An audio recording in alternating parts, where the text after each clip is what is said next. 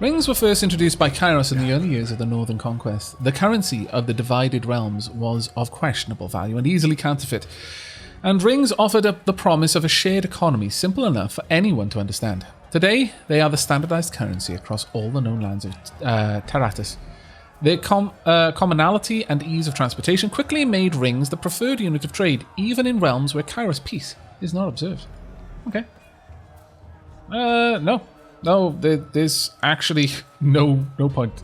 Bury them, maybe, but don't send them off with the fallen. Before loot. long, we might wish we'd joined them here. But at least we'll enjoy heavy pockets and warm toes. I feel that having grown in more of a scavenger beastman society, that my character wouldn't really see much for the voices for the pomp and ceremony of funerals and the like. Verse furrows her brow and focuses down the battle to come. Okay. Well, loot time. Okay, take all. Oh, we grabbed it all from her. That's awesome. An empty spike stands waiting to claim its victim. Okay. Right, well, let's have a quick look. Spell scrolls. You've discovered a scroll that contains the image of a sigil of magic. If the member of your party has high enough lore skill, you can learn the sigil and use it to craft spells. If you meet the lore requirement for this scroll, right-click on the scroll icon and click on the learn button at the bottom. Ah, fantastic. I approve. One of your party members is low on health. You can use a health potion to heal your characters so they can continue fighting. Using a health potion is an instant action. The benefits apply immediately even if your character is on recovery. Afterwards, all consumables are on cooldown for a short duration. Ah, that's good. Consumables can be added to the quick item slot, okay? But in a game where you can pause, that's probably not necessary. One of your party members has been hit with a disengagement attack. A disengagement attack occurs when one character is engaged. Oh, really? When did that happen? Battlefield to avoid, blah blah blah. Minimap. As you make your way through the tiers, use the minimap in the lower right corner of the screen to see what parts of the map you've already been to and what's left to explore. The minimap displays useful information, the position of enemies. Fair enough.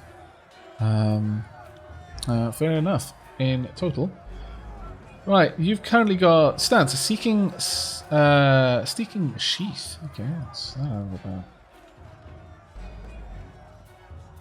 Battle stance, have I got that? No stance is available. Very well. Okay, that's kind of cool though. Let's go and have a look at our journal. Let's have a look at what we've changed here. Good night, Leafin.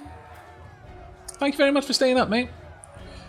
You've arrived on the outskirts of Vendry as well, the old remnants of the Edgering Fort. Just as one of the Crescent runners was getting you up to speed on the situation of Vendry, and Guard attacked. Help Kairos forces fight back the rebel assault. Up this favoured Battle of Vendry Guard, already done. Defeat the remaining rebels in camp. You fought your way through the Vendry Guard, attempted to flee the valley. Defeat the remaining enemy forces. That should not be too hard to do. But spells. Oh, actually, no. Inventory first. Would be in consumables. New. I've got this. I mean, that doesn't appear to be something I can learn. Did I not just pick something up?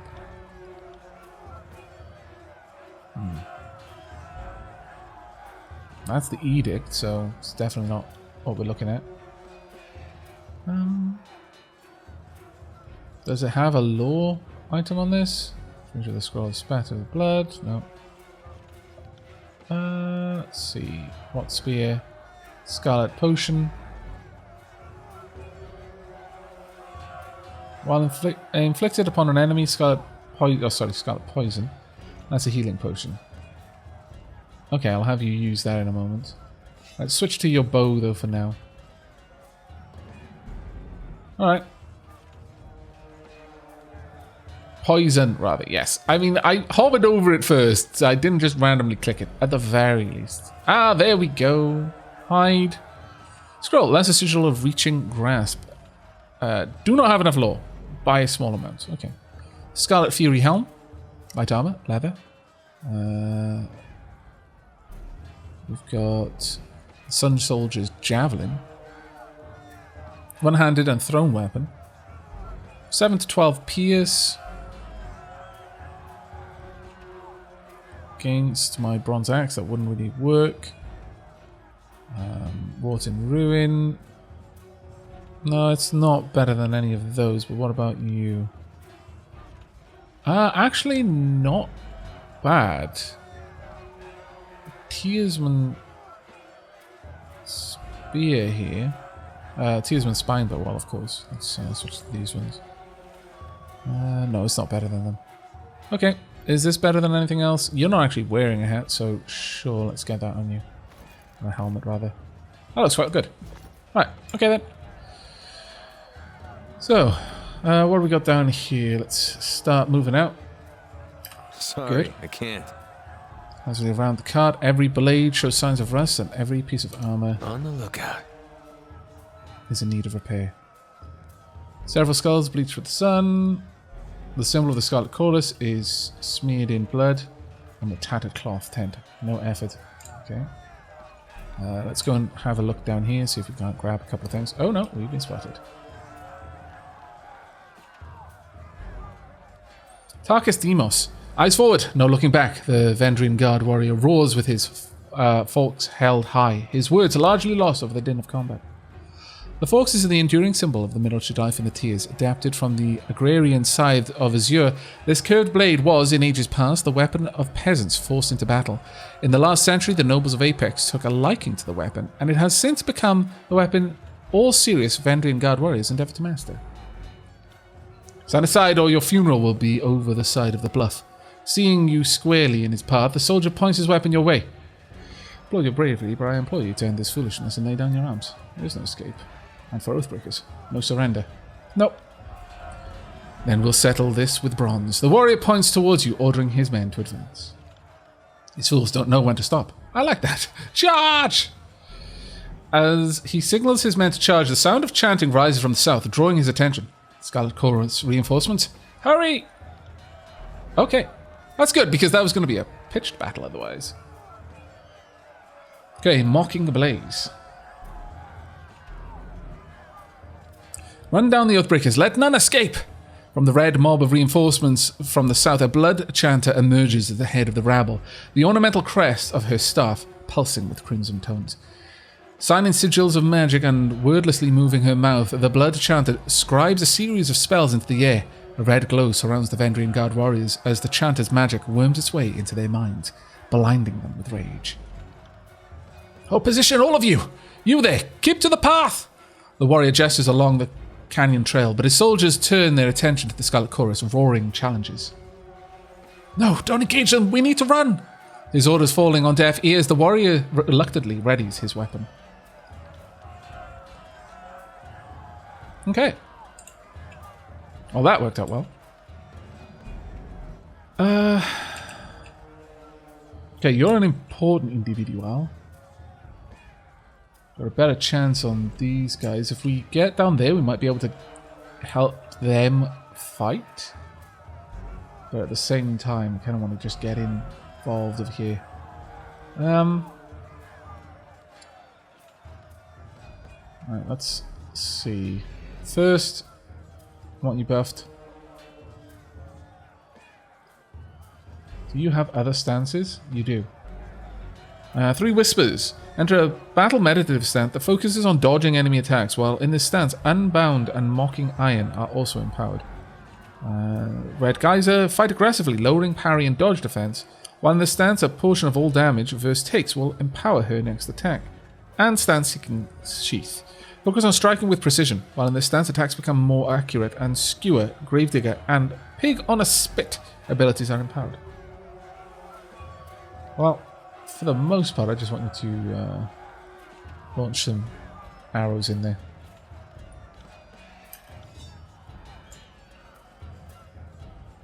That's right, combat start. Okay, Companions. The Companions verse has joined your party versus capable warrior, skilled in both melee and ranged combat. As you acquire Companions, you will need to balance their strengths against the strength of your character to be successful in combat. While it's possible to adventure alone, you will find the game more rewarding with a well-balanced party. There are 2 characters in your party and both are selected. Any commands you issue now will affect both party members. To select a single... okay, fair enough. Makes sense. You can either control your new companion directly, or you can enable their AI and have them attack using their abilities automatically. Once their AI is enabled, you can always select them to tell them to attack a specific enemy or use an ability. They will follow. How do I turn that on? Yeah, her AI is on. If you right-click on the AI button, you can see the AI settings for your party members. You can set auto-attack behavior for each character. That's actually pretty cool. For companions, you can also choose AI packages that determine how they will use their abilities in combat. Verse has several stance abilities that provide her with different benefits in combat. Stances are modal abilities, meaning they can be toggled on and off. Only one stance can be active at a time. That's actually pretty cool. So let's have a look at the AI then. Now this should be quite cool. AI behavior enabled. Defend party. The character will attack anyone who attacks a member of the party, but will not seek out targets unless provoked. No. Generally aggressive. The character will actively seek out targets, even if death is close. Maybe not. Will remain passive until attacked, at which point they will attack their attacker. Okay, we'll go with defend party. This way we'll use the widest array of spells and abilities as long as the character knows them. Blade Dancer. Verse will fight aggressively in melee, targeting enemies with low health and low defense. She will attempt to remain mobile in the battlefield and alternate between Red Geyser and Seeking Sheath. Stances at high health and 3. Whispers at low health levels. When in danger, Verse will attempt to use her Unbound ability to trick the enemy and attack vulnerable enemy targets. Archer. Verse will attempt to fight conservatively at a safe distance. She will prioritize targets with her bow attacks when possible. Canvas Splitter, Hobbled Prey, Skull Splitter, and Burning Iron are used on targets whenever effective. If Verse is in danger, she will attempt to use her Unbound ability to escape to the cover of an ally. For now, I'd actually kind of like that one. Here to make friends. Okay, well that's awful. Get involved. I may need Verse to use some of her other abilities, but I guess we could use the Bloodstone here. Sure. Let's have the both of you use this ability. Right, and wallop. Nice. Very nice. Lots of bleeding going on there now. But I feel that Aavak probably should get over there. He is free to move, it seems, I think, without provoking an attack of opportunity. Oh, actually, that was Verse. Never mind. That's fine. Verse can get involved there. I had the wrong one selected. My bad. Stack some more bleeding if you can. There you go. Okay, Verse, you need to use a health potion if you got it. Oh, you don't have any health potions. Actually, you should have them on the quick slot. Yeah, so... Please and thank you. There we are. At this point, there's really not much they can do. Verse annihilated a Sun Soldier. I kind of approve. There we go.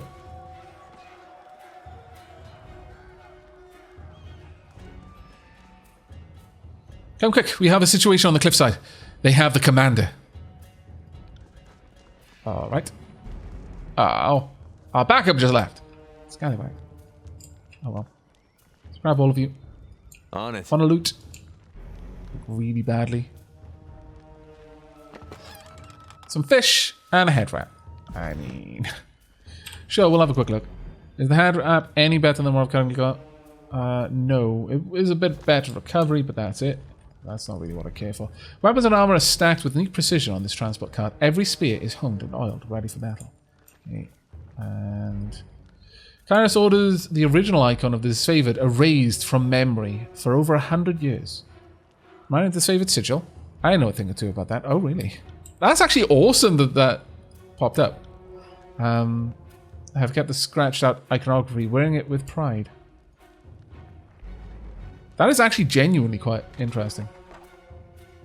Let's have a quick... Can I talk with you at all? No, it doesn't look like I can talk with you. That's a bit of a shame. I got it. Will do. Cosma over there. I'm gonna have a word with you in a second. Ooh, some boots. Sure. What have we got?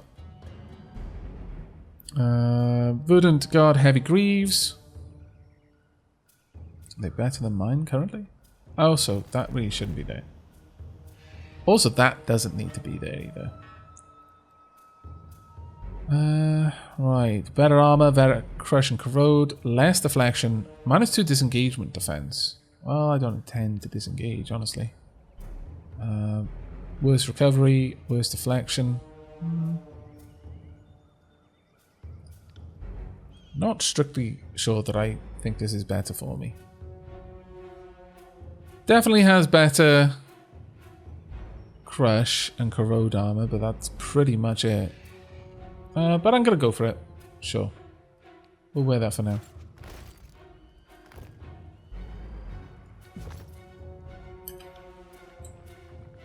Okay, let's have a chat with you.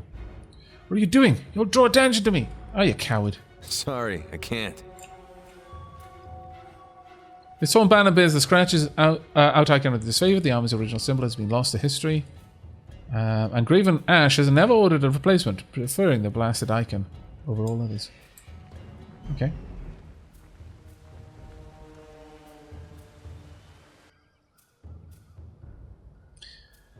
Palox Tarel. Stow your weapons or we find out how long a man screams before hitting the ravine down below. Cornered between the precipitous drop and a band of angry soldiers, the Oathbreaker warrior holds a disfavored officer at knife point. Skewer him. Worry not for me.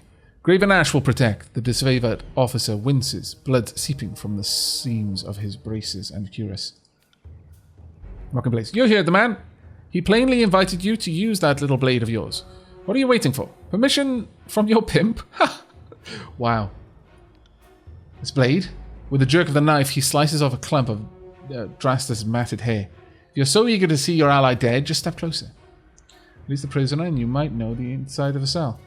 Lower your weapon, then charge forward and wrest the knife from him. Attack. We have to help Drastus. You hear Drastus? Let him die.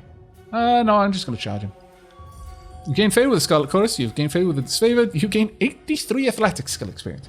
The Oathbreaker cracks a wide smile as you lower your weapon. That's right. Now the rest of you drop those weapons. With his attention on the other warriors, you dash forward. He reaches out with his dagger to slay Drastus, but your hand is already on his wrist. With a wrenching twist, you mangle his hand, dropping the dagger harmlessly to the ground. The disfavored warriors rush forward from either side of you. Tyrell barely manages a strained gasp before being hacked and impaled upon their swords and spears. Oh, that was pretty easily done, my lord. Karis be praised. The Oathbreaker fought with the rage of Cain himself. Okay, I want to know what that is. Cain, the mountainous Archon of stone, accompanied the disfavored on the conquest of the Tears. His temper and proclivity towards destructive solutions often branded him a liability to the otherwise orderly takeover, but his powers were not easily dismissed.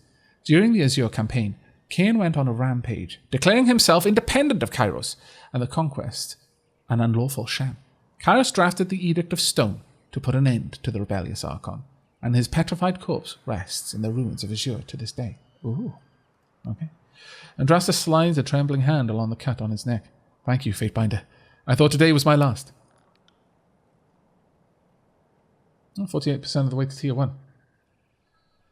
I wonder what happened to Sheila. She seems to have disappeared, along with any coffee that she may have been preparing.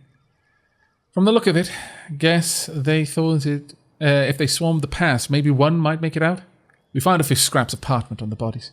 Drastus holds out a handful of crumpled parchments for your inspection. Literacy is rare in the Northern Empire, where the disfavored are born and trained. Time spent reading and writing is, after all, time not spent sparring and readying one's body and mind for battle.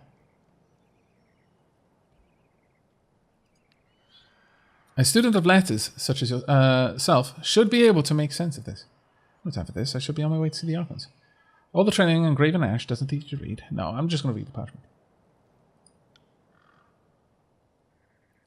Repeating the same messages in different written scripts, the parchment explains the Verdun Guard's desire to overthrow Kairos Archons and rout their armies from the Tiers.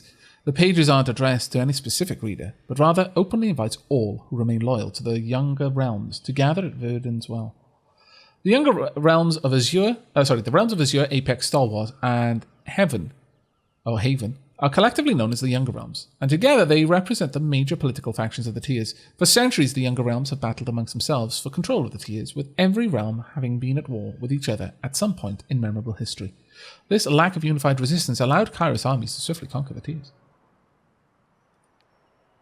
Oh, Casa, my lord, you'll make me blush with such comments. Thank you.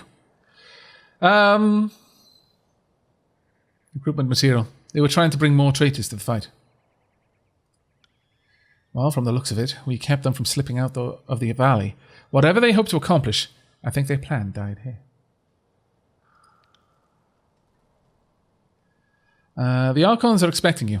When you're ready, leave by the gates to the southeast and follow the trails down slope for a few hours. You'll see the campfires leagues away. Can't miss it, in fact. But first, I see something glowing on that body. Wah. Give me whatever it is. We have picked up an honor guard's bronze flags. We've got a sigil of distant impact. Requires law 30. I should be able to take that one, actually. Okay, got a couple of things going on down here. Also, a way up. Nice. There was something down here, though. I'm certain of it. Yes. Glorious. Okay, well, we're going to be doing a bit of hunting around, but for now. Is there anything particular I can look at here? There we go. Have I got enough? Yes, I've got enough lore, just about enough. Michael, really? I live in Scotland currently. The sigil of distant impact. This scroll contains a magical expression which is used in spells that affect targets at a distance. Okay, learn. We've discovered a new sigil. Magic in the world of Tyranny comes from learning how to perfectly scribe sigils and empower them with energy. Open the spell interface and by pressing P to create a new spell. Oh, we're already all over that. Sirin's song. When combat starts, Sirin will begin singing one of her songs. Each of her songs is a series of stanzas that produce different effects. As one stanza ends, its effects will linger, overlapping with the effects of the next stanza. You can change Sirin's current song by selecting her and choosing a new song from her song interface. What? That seemed out of place. My lord. Stuck to verse, I think you have to click on the speech bubble in the lower left. Ah, thank you. Yeah, I don't think the Sirin tutorial should have shown up there. That seems completely out of place, but still. Right, cause. Okay, and expressions. Oh, really?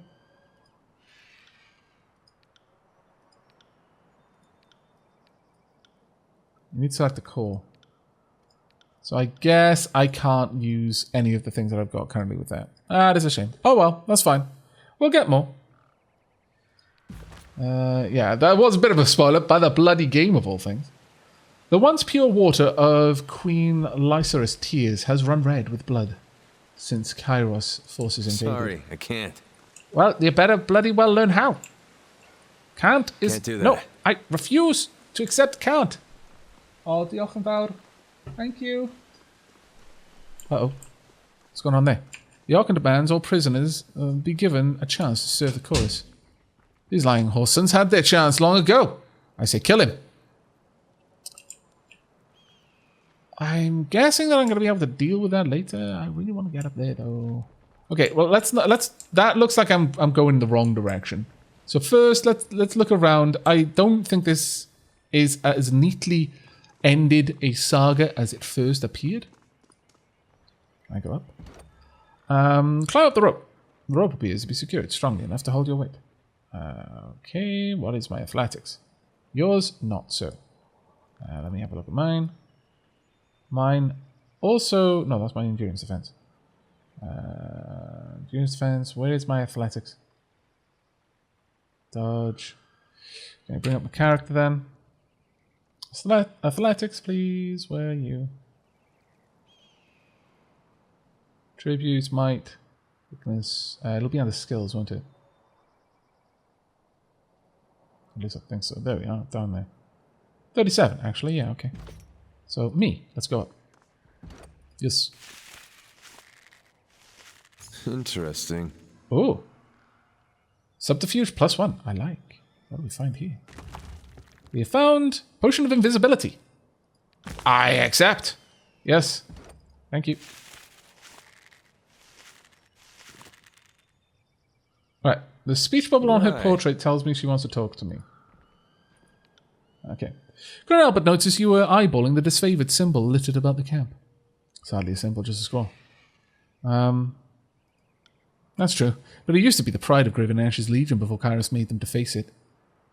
What happened? Word has it that Ash has been under more scrutiny than the other Archons, seeing as he took a stand against Kairos in the past. Before he bent the knee to Kairos, Graven Ash rallied his allegiance against the Overlord's authority. His prowess on the battlefield ingratiated him to the Archons, who welcomed him into their ranks in exchange for his obedience. Even though he bent the knee in the end, that doesn't place him above suspicion. Kairos and the other Archons keep him on a tight leash. Ash's troops impressed the growing empire, but Kairos made them sacrifice everything they were up to that point. Up to the point Ash surrendered. They've been disfavored ever since, and fighting to earn back their honor. I guess that's why you don't cross the Overlord. Kairos holds a grudge with a mean, jealous streak. Fair enough. Actually, I have other questions. Go on then. What do you need? Okay, let's have a look through these.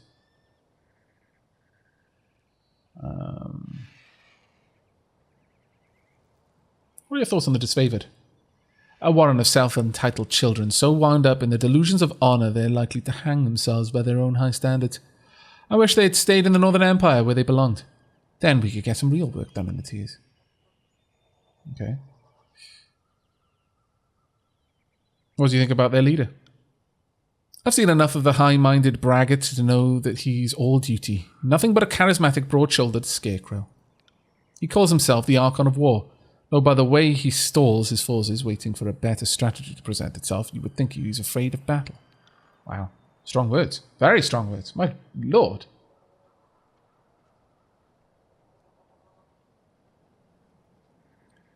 You would think that someone more deserving would take Ash's mantle from him, but the disfavored have this cult of personality built around their great general. In their eyes, he can do no wrong. What about Ash's connection to his troops? Graven Ash protects his soldiers. His soldiers keep harping on those words like they mean something. I don't deny that disfavored can take a few extra lumps on the battlefield, but that only speaks to their thick-headedness. If anything, it's only true because his soldiers place that much trust in it. I've seen the power of suggestion do stranger things to people. Stranger than heal battlefield wounded? I don't think so. Could that be possible? We're talking about a man who's centuries old and wears glowing armor. You tell me.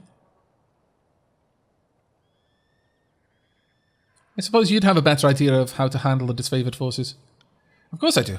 First, I'd stop babying the troops. Pain is a lesson best learned early. I'd conscript from the locals to bolster the front lines, because why waste your elite on the vanguard? Then I'd leave any misplaced ethics back in the Northern Empire. They're not helping Kairos' campaign anyway, so fuck them. You take away everything that makes them strong. Excellent. You would make them more like the Scarlet Chorus.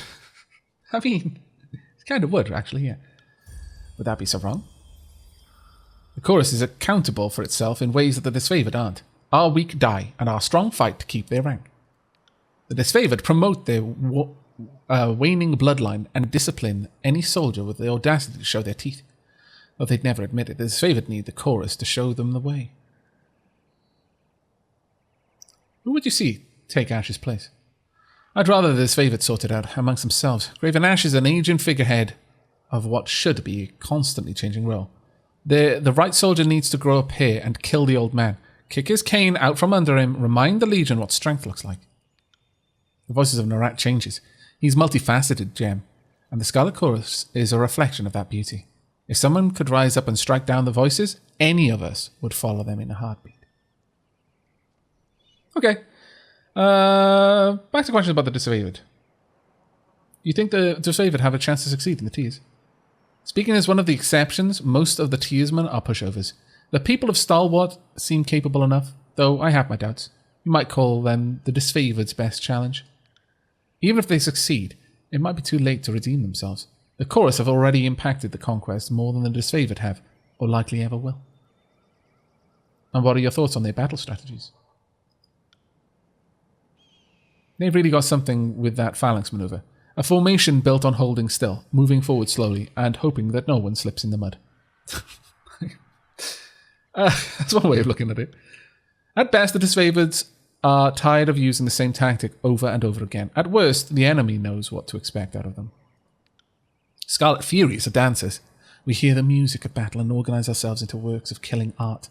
Every fight is as hot and passionate as the last, with no room for stale routine.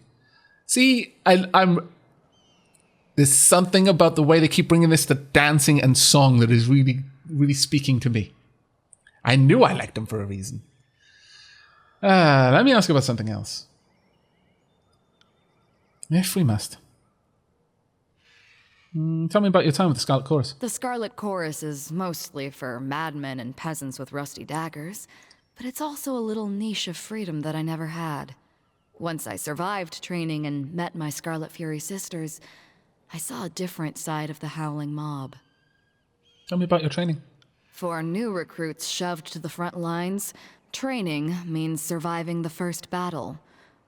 Anything beyond that is for the fighters who show potential, whether as blade dancers or arcane madmen. Fair enough. There's nothing in the world like getting put through the paces as a Scarlet Fury. Every day is a test of your commitment and passion. Failure means death. The first few weeks were the hardest, but also the most rewarding. I earned my name, picked up some quality weapons, and met my sisters. Tell me about the Scarlet Furies. The elite fighters of the Scarlet Chorus. Your typical Horde recruit fights with a rusty spoon and a chip on his shoulder, but the Scarlet Furies are, well, different. We focus our madness. We coordinate, we kill, we dance. It's like art. Imagine a sculpture that twisted in weird, beautiful angles, and then gutted you too fast for you to realize what was happening. Okay. Do you even hear yourself when you talk? You're good. You earned your name. Oh, thank you very much for the resubscription, Whifflet. Thank you very much for 6 months, mate. If you think a simple farmer from the Tiers would name her child Verse, I suggest you visit my old village. Most of them were walking around with surnames like Barrel or Fish. Not the most creative bunch. She smirks and shakes her head. The chorus takes your name away. Whoever you were before, you aren't that person anymore. Then you earn back a name through great deeds, usually murderous ones. That's why you see choir men walking around with names like Stinkmouse or Face First. There's probably a good reason for it. The Voices in the Rat gave me this name. When the Scarlet Chorus runs howling into battle, he doesn't hear war. He hears a symphony. When I fight with a blade or bow, he told me that my music stands out louder than anyone else's and contains too many parts to be easily defined. When you least suspect it, the Archon of Secrets can be downright charming. Okay. I'm not going to ask your real name. This is your real name for all intents and purposes. Asking your real name would be offensive. Tell me about your weapon skills. When I was just a kid, it didn't take me long to realize I was a natural. I could pick up a rusty kitchen knife and skewer a rat from across the room. Scarlet Chorus gave me opportunities to further educate myself. My sisters were always a bit surprised by how quickly I took to different fighting styles. She frowns for a moment, and then shakes off whatever she wanted to say. I suspect that things didn't quite go as well for her with her sisters as she thinks. Wow, Math Machine, thank you so much. 37 months. My lord. What do you need to know? Enjoy your noms, Casa. What are you having? Cheese, if you're talking about death, no doubt. Cheesy death, yes. Okay, I knew that was coming. What do you need to know? Before you hesitated when you brought up your fighting styles. Ooh, I like it that we can just immediately pick up on that. That's awesome. Insufficient reputation. As if that's any of your business. If I wanted to say something to you, you would have heard it. Don't assume that I'm holding back. I mean, I could do that, but... Oh, well, it looks like I'm going to press it one way or another, so I'll go with law. Gained loyalty with this. Gained 35 law skill experience. Nice. That's as starchy and literal a point as I've ever heard. But you're not wrong. Also, I like how you handled yourself there. Throwing your authority around like it meant something. I like this. Okay, your characters have earned enough experience to advance a level. With each level, your maximum health increases and your character is fully healed. You also increase one attribute of your character and purchase a new talent. Click on the number of your character's portrait to spend points. Okay. And you've discovered a hidden object. Many areas of Taratus have hidden traps or chests. When discovered, these objects will highlight for all of your party to see. Enable scouting mode by pressing left Alt to make finding these hidden objects easier. Okay, that's fair enough. Meta. Okay, how to win points with her? Act strongly and straightforwardly. Yeah, pretty much seems to be the way. I mentioned before that I'm good at picking up different weapons and fighting techniques. The truth is, I'm better than good. I could flay a man so cleanly that I'd leave a single strip of skin behind.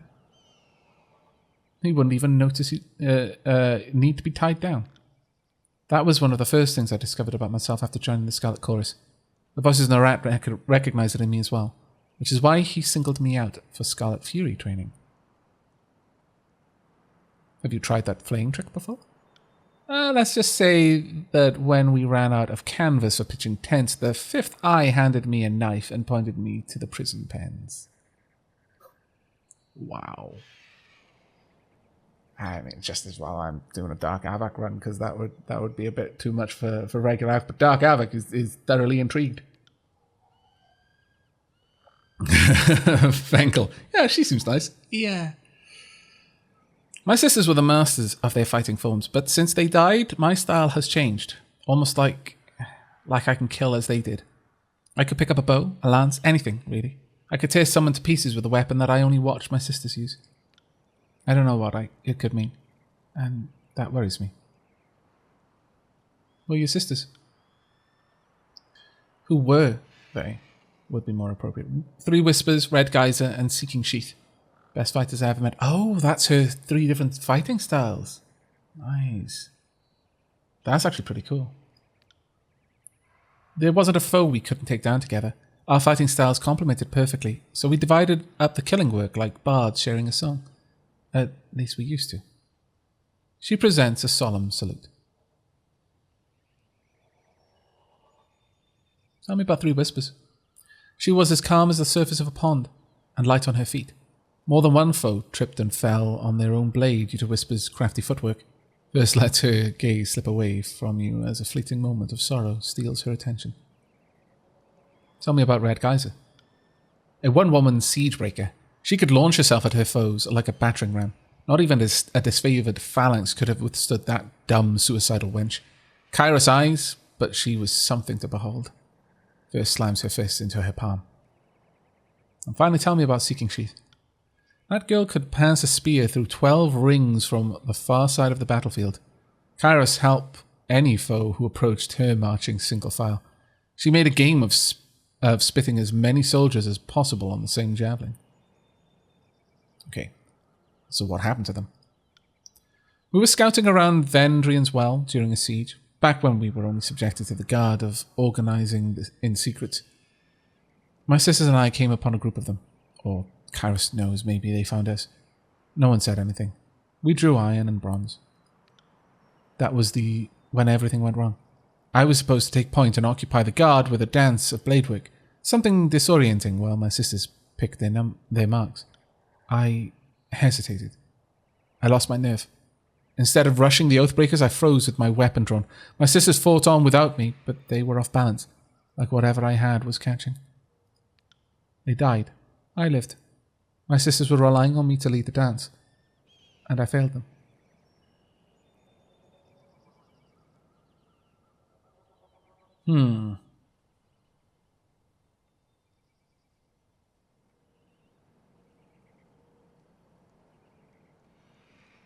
I feel that this would probably speak a little bit to my character's upbringing with the Beastmen. That her hesitation meant that her pack effectively died. Your actions were inexcusable for a fighter of your station. Apparently she agrees. You're absolutely right. If I had witnessed the same in one of my sisters, I might have even killed her for endangering the rest of us. Good thing for me that they didn't get the chance. She chuckles, but there's no humor in it.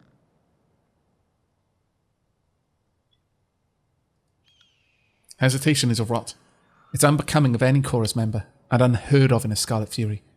I would cut it from my body and cauterize the wound if only I knew its source. She grimaces once more and turns inward, contemplating. I'm loving the writing here.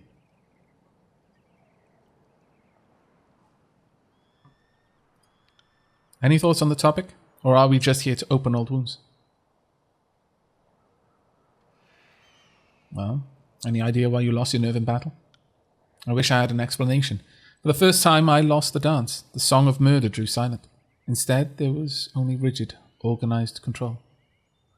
I don't think there's anything more to talk about that. What do you need to know? Who are the Scarlet Chorus leaders? I don't think there are leaders here, but... Yeah, I agree, Hunter Delta.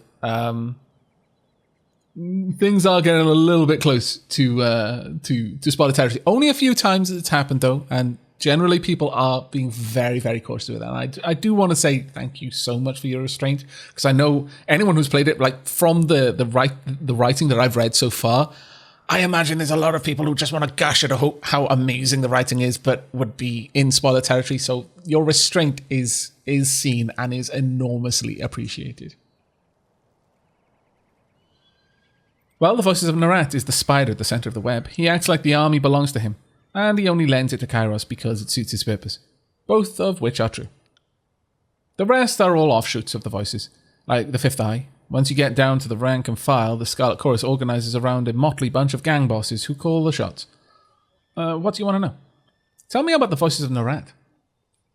Also, thank you very much, Atomic Ant, for the resubscription. He's a madman, but that never stopped me from following his orders. Even in the Legion as cutthroat as the Chorus, you know better than to get on the Voices' bad side. People who cross him, or just people he meets, don't tend to survive the experience.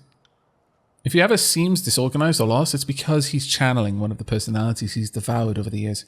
His mannerisms shift over to someone else, someone who's probably long since dead. Better to die than become part of the Voices.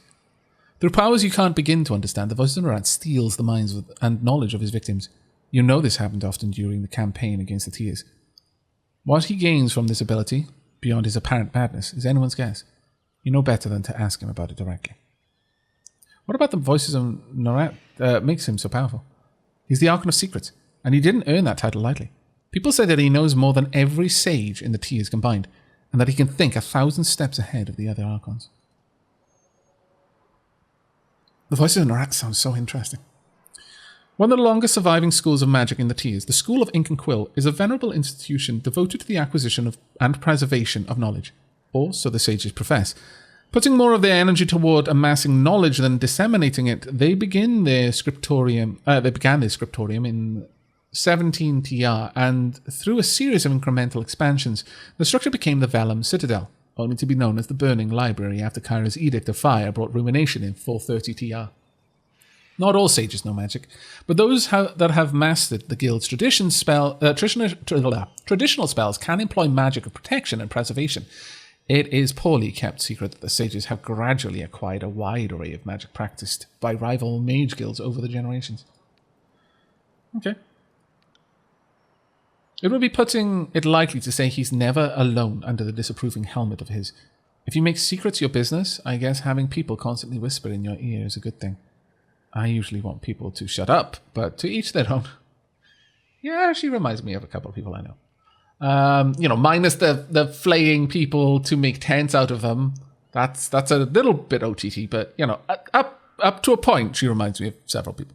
Tell me about the Fifth Eye. A walking nightmare, that one. I couldn't begin to guess who lives under that armor and speaks with that reedy voice, but I'll tell you what I know. When your world is built on secrets, it pays to have a few extra eyes.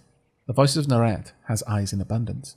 Some that he keeps closed, others that he sends out in the wilderness. Whoever the Fifth Eye was before he came into the Archon service, now he's just a half-mad, jabbering speech hole. A bodily function. In other words, an eye. Wait, Narat's eyes are people?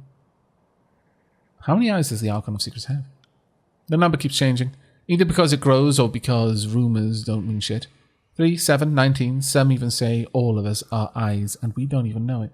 She shakes her head in thoughtful disapproval. It's one of those questions that drives you mad if you allow yourself to think about it for too long. Hey, you could be one of Tunon's eyes. Bet you never thought about that. No, I've already passed it. Okay, just a quick forward. I suppose I put this really early on. There will be some options that I'll look at that I just won't pick. Even though the gamer in me is like, but I want to know why that dialogue tree leads.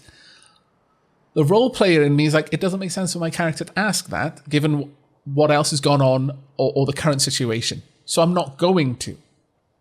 even if it might lead to something, even if there are going to be times when I'm fairly certain that I'm going to miss out on something because I didn't ask it. That's just the way I like to play. It doesn't make sense for my character to go back and ask that at this point because it seems out of place, given that he's already talked about how many eyes does the Archon Secret has. I mean, it seems like an obvious metaphor, but my character is putting two and two together because I am, so I'm not going to need to ask that one. Back to my other question about the Scarlet Chorus. Tell me about the gang bosses. Oh, Elfos. I picked everything, and it didn't go well at some points. Okay, fair enough then. There are some options you shouldn't pick in-game as well. So this is actually right. I'm glad that my usual way of playing then is going to be particularly suited to this. A boss is anyone who can rally enough support to kill the previous boss. They cling to command until someone gets wise and stabs them in the back. Tipcap leads the Filthy Lambs. Lox leads the Rusted Harps. Sharp used to lead the Bone Boys. Couldn't say where he ended up after they broke his legs. Waterwheel orders around the Hairy Hunters. Halls for Shit leads the Lazy Malkins. Then Scurvy Queen, Finger Food, and Wild Gash collectively lead the Ladies of Perpetual Strangulation. Okay.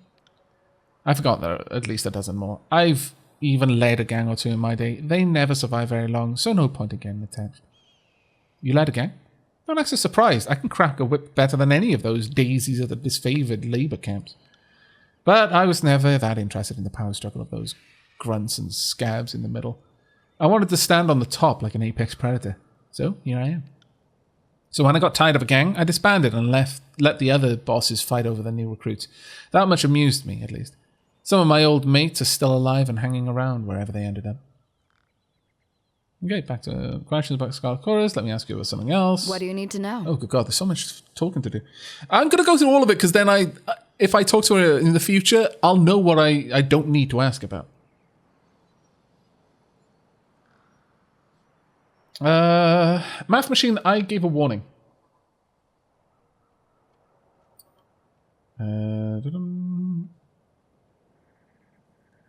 How is it? Well, she's already told me that. What do you think of those who defy Kairos' authority? A Tearsman can either fight or submit to Kairos' peace, and only one of those options captures my interest. I suppose I appreciate when they go down fighting. If they did otherwise, I would need to find another excuse to flay them. They need to understand. Whether we unify the Tears under a shared banner or at the bottom of a mass grave makes little difference to you, me, or Kairos. Did you fight at any notable battles? I spent some time in Azure towards the end of the war. Beastmen ripped my unit apart. We thought they might be working under Cairn's orders, but we never found out for sure. As tall as the hills, Cairn is the Archon of Star. Oh, we've already checked that. Master of Earth and Soul, destroyer of mountains and cities. Cairn is the reluctant leader of the Earthshaker Guild, though he is less their teacher and more their object of study. The massive Archon is sworn to graven ash and provides arcane support to the disfavored war effort. But I think he was petrified. Okay, well, farewell. I think we've talked enough for now.